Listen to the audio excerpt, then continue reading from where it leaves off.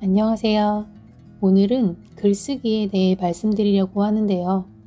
글쓰기라고 하면 별로 관심 없으실 수 있겠지만 저는 자기 자신을 알아갈 수 있는 가장 좋은 방법이라고 생각합니다. 또 걱정이 줄어들고 기분도 좋아지고 자연스럽게 삶의 활력도 높일 수 있는 방법이라 꼭 말씀드리고 싶었습니다. 글 쓰는 사람은 따로 있지라고 생각할 수 있지만 우리는 거의 매일 인식하지 못한 채 글을 써요. 학교 과제를 하거나 회사에서 보고서를 쓰거나 혼자 일기를 쓰기도 하죠. 친구들에게 카톡 메시지를 보내는 것도 SNS에 나의 일상을 올리는 것도 뭔가 기억하기 위해서 짧은 메모를 하는 것도 글을 쓰는 것입니다. 그래서 유시민 작가님은 요즘 같은 지식 기반 사회이자 혁명적인 정보통신의 시대에 글쓰기는 어쩔 수 없이 해야만 하는 활동이라고 해요. 글을 쓰고 유통시키는데 비용이 거의 들지 않아서 생필품처럼 됐기 때문이라고요. 우리가 자신을 표현하는 방법은 여러 가지가 있습니다. 예술가들은 그림이나 사진, 음악, 춤, 연기 등으로 자신을 표현하기도 하고 작가들은 자신의 글로 표현하기도 하죠. 사람들은 자신만의 개성을 녹여 표현해낸 예술품을 봤을 때 감동받고 좋아합니다. 사람은 누구나 예술가의 기질을 갖고 있죠. 단지 표현하는 방법을 잘 모르거나 개발시키지 못한 것 뿐입니다. 그럼 일반인들은 어떻게 자신을 표현할까요? 가장 흔한 방법으로는 표정을 짓거나 몸짓을 보이거나 말을 합니다. 그렇게 자신을 표현하는 건 인간으로서 당연한 욕망이라고 생각해요. 물론 자신을 드러내지 않고 싶다는 욕망을 표현하기 위해 침묵이라는 행동의 방법을 쓰거나 강의실 구석자리에 앉기도 하죠. 튀고 싶지 않다는 마음에 적당히 유행을 따르는 행동을 선택하기도 하고요. 그런 모든 행동들로 자신을 표현하는 것입니다. 이렇게 표현하는 건 본능인데 하고 싶어도 남들 시선이 신경 쓰여서 꾹 참거나 적당한 표현 방법을 몰라서 넘어가곤 하죠.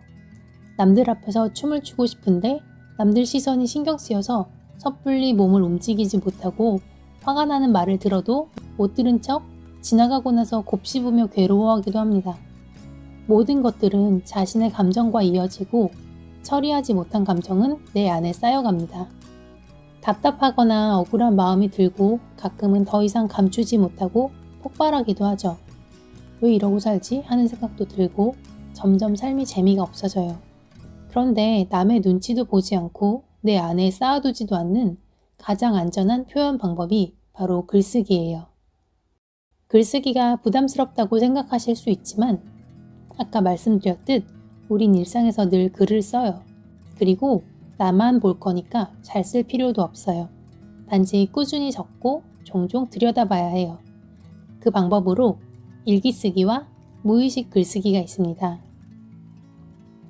우선 일기부터 말씀드릴게요. 일기는 우리가 어릴 때부터 많이 접해왔죠. 하지만 그 글을 검사받는다는 생각에 솔직한 마음을 적기가 어려웠을 거예요. 또 지금은 혼자 살거나 아무도 안 볼 상황인데도 진짜 솔직한 마음을 쓰기 어려워하기도 해요. 혹시라도 나중에 누가 보게 될까봐 아니면 누가 보지 않더라도 일기에 나쁜 마음이나 못된 말을 쓰는 자신도 용납할 수 없기 때문일 수 있어요. 그리고 옛날부터 일기는 자기 성찰을 하기 위해 쓴다고 하죠. 그런데 주의할 점이 있어요. 김익환 교수님께서는 하루를 회고하는 태도가 중요하다고 해요. 자신이 잘못한 것에 초점을 맞추고 자책하고 반성하는 것에서 끝나는 게 아니라 나를 밝음으로 데려다 놓아야 해요. 원하는 것을 시각화하며 잠들라고도 많이 이야기하잖아요. 조셉 머피의 책에 그의 의사 친구가 그 이유를 설명해준 대목이 있는데요. 졸린 상태에서는 잠재의식과 현재의식이 갈등을 피하려고 하고 일단 한 방향으로 잠재의식이 작동하기 시작하면 자는 동안에도 잠재의식은 계속 그 방향으로 움직이기 때문이라고 해요. 그러므로 내 잘못만 생각하는 일기를 쓰고 그 괴로움에 빠져서 잠이 들면 나를 계속 어둠 속으로 밀어넣을 겁니다. 하지만 내 잘못을 인지하고 그걸 좋은 방향으로 행동하는 것을 다시 생각해보고 그렇게 밝음의 상태로 데려다 놓으면 기분 좋게 잠이 들고 나는 정신적으로 더 건강한 사람이 되고 내 자신에 대한 신뢰도 쌓일 거예요. 그래서 김익환 교수님께서는 그날 하루의 일 중 기억에 남거나 소중하게 생각하는 한두 가지의 행동과 그에 대한 생각을 적으라고 해요. 그런데 그 생각 안에는 감사함과 보이지 않는 것들의 가치 같은 내용을 포함하는 게 꼭 필요하다고 합니다. 그래서 일기를 쓰면 좋은 점은 두 가지로 말할 수 있어요. 첫 번째, 나의 일상을 확인함으로써 내 삶이 잘 가고 있는지 알 수 있어요. 어른의 일기 저자 김애리님은 일기를 쓰며 과정이 곧 인생이라는 것을 알았다고 해요. 어떤 날은 신나고 기쁘기도 하지만 어떤 날은 비참하거나 속상하기도 해요. 우리의 일상이 모두 내 인생의 과정이라는 걸 알면 자신에게 크게 실망하거나 인생을 저주하는 일이 줄어들 거예요. 두 번째는 나를 발견하게 돼요. 우리가 누군가와 친구가 돼가는 과정이 있죠. 친구는 그 사람의 겉모습이나 외부적인 조건들만 아는 게 아니죠. 함께하는 시간 속에서 그 사람과의 대화와 행동들을 통해 서로 마음을 나누고 그 사람이 어떤 행동을 한 이유가 뭔지 알아가며 친구가 되잖아요. 그렇게 나 자신과도 일기라는 소통을 통해 나를 알아갈 수 있어요. 나를 알아갈수록 자신에 대한 연민이 생겨요. 안쓰럽기도 하고 고맙기도 하고 사랑스럽기도 한 나에 대한 마음이 생기는 거예요. 그건 내 감정에 관심을 기울이고 도망치지 않는 거예요. 하루 일을 반성하고 마지막에 내일은 더 잘해보자. 화이팅! 난 할 수 있어. 이렇게 끝나는 경우도 많죠. 매일 내 사기를 높여주고 다짐을 하는 이런 일기도 참 좋죠. 하지만 어쩌면 자기 자신에게 거짓말을 하고 있는 건지도 몰라요. 사실 나는 지금 힘내기도 힘들고 며칠 푹 잠만 자고 싶거나 숨어버리고 싶은 상태일 수도 있잖아요. 그럴 땐 그렇다고 솔직하게 적어도 돼요. 내 일기니까요. 일기를 쓰다가 험담을 늘어놓는 것도 괜찮아요. 누군가를 미워한다는 건 내가 잘 인지하지 못하는 나의 어떤 부분이 그 사람의 미운 점을 돋보이게 하는 것이거든요. 그렇게 일기를 계속 쓰다 보면 내가 왜 누군가의 그 부분이 미운지 이유를 찾게 됩니다. 그리고 나면 나와 상대방을 모두 이해하기 쉬워져요. 당장은 그 답을 찾지 못하더라도 속이 좀 후련해져요. 그렇게 미운 마음도 사라지고 작은 걱정들도 사라지고 머릿속도 마음도 가벼워져요. 기분도 좋아지고 삶의 활력도 생기겠죠. 두 번째로 말씀드릴 무의식 글쓰기는 모닝 페이지라고도 해요. 줄리아 카메론의 아티스트 웨이라는 책에 나오는 내용입니다. 창조성을 깨우기 위한 방법이라고 알려져 있는 모닝 페이지는 아티스트, 예술가들만을 위한 건 아니에요. 아까 말씀드렸듯 우리는 누구나 예술가의 기질을 타고났습니다. 쓰는 방법도 간단해요. 아침에 눈을 뜨자마자 매일 꾸준히 3페이지 분량의 글을 쓰는 거예요. 머릿속에 떠오르는 그대로 아무거나 쓰는 겁니다. 잠에서 깨어나서 45분 동안은 자기 방어가 생기기 전이기 때문에 눈을 뜨자마자 쓰는 게 효과적이라고 해요. 더 쉽게 솔직해질 수 있다는 거죠. 그런데 처음 글을 쓰는 8주 동안은 자신이 쓴 글을 보지 말라고 해요. 검열하고 반성하면 나의 창조성이 드러나지 않고 숨어버릴 수 있어요. 8주 이후에는 일기 쓰는 게 익숙해져 있을 테고 이 활동의 이로움도 발견했을 거예요. 그때는 예전에 쓴 것들을 살펴보며 나에 대해 더 알아갈 수 있습니다. 또 3페이지 분량을 쓰라는 이유는 하루 분량의 글을 쓰는 초반에는 무언가를 의식하게 되고 진짜 중요한 생각과 느낌들은 감춰져 있기 때문이에요. 정신없이 쓰다 보면 어느 순간에는 모든 게 다 쏟아져 나오듯 쓰게 되는데 그러면서 내가 내 자신에게 질문했던 답이 문득 나오기도 하고 진짜 속마음이 드러나거나 보석 같은 아이디어가 떠오르기도 합니다. 백수도 성공은 하고 싶지의 저자 최지혜님은 목표가 분명한 사람이거나 할 수 있다는 긍정 메시지를 주는 아침 일기를 쓰는 것은 의식을 강화하는 툴로 이용할 수 있다고 해요. 그리고 모닝 페이지의 경우는 무의식을 강화하는 툴로 쓸 수 있다고 해요. 요즘 목표나 방향이 없거나 막막하고 삶이 지루한 사람들에게 더 좋을 수 있다고요. 두 가지 글쓰기를 알아봤는데 무엇이든 자신에게 맞는 걸 하면 됩니다. 저는 일기는 쓴 지 2년 정도, 무의식 글쓰기는 약 1년 정도 된 것 같아요. 쓰다 보니 마음도 많이 정리됐고 고민도 많이 없어졌어요. 또 무엇보다 저를 알아가는 데 큰 도움이 됐고 지금은 어떤 글이라는 구분 없이 매일 틈틈이 하고 있습니다. 갑작스럽게 떠오른 생각이 있으면 밖에서도 휴대폰 메모장에 간단하게 주제나 한 문장 또는 사건과 감정을 단어로만 적어놓고 나중에 그것에 대해서 글을 써보기도 해요. 제 자신에게 질문도 던지고 답도 하면서 글을 쓰기도 하고 희망과 내일의 다짐을 쓰기도 합니다. 화가 나고 짜증나서 어떻게 해야 될지 모르겠을 때도 글을 써보면 좋아요.